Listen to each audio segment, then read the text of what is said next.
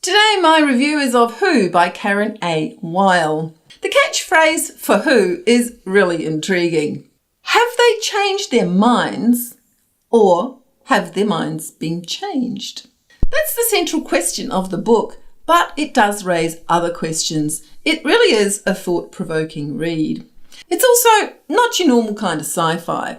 It doesn't have the kind of racy plot that most sci-fi has. Actually, it's more about a court case than anything else. In the world of Who, you can have your mind digitally stored, so when you die, you can actually live on in a computer somewhere and interact with the living. You can even vote. However, digital information can, of course, be hacked. So if your personality starts to change or your beliefs start to change, how would you know that that was a natural change, or whether somebody had been hacking your mind?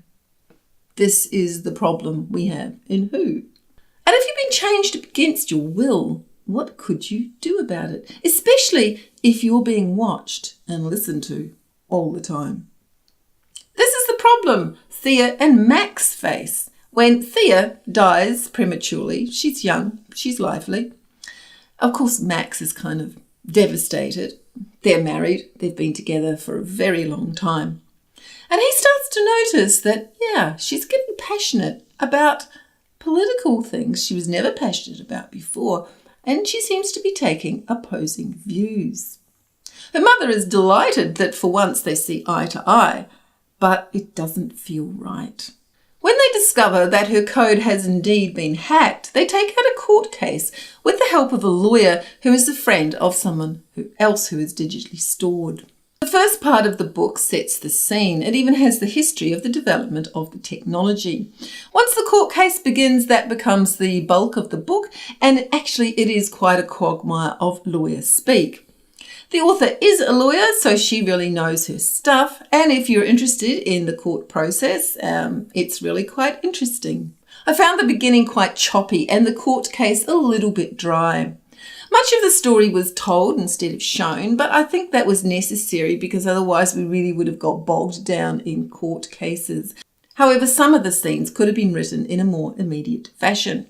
The book was, however, well edited and is worth a read if you're interested in the concept and the kind of questions that the idea of the book of being digitally stored might rouse in you.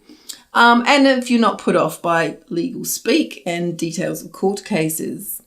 I don't think this is the book for a general reader, though. I think lawyers would absolutely love it.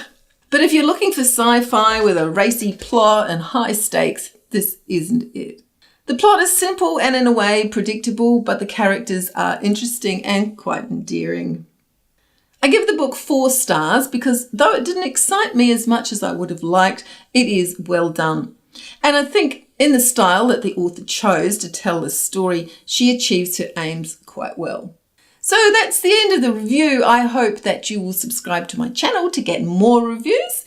And don't forget to check out my own books at the bookshop at talianewland.com. I write real magic, stories with the power to transform. Basically, fantasy and magical realism. So that's it from me for today. Don't forget to subscribe and I'll see you next time.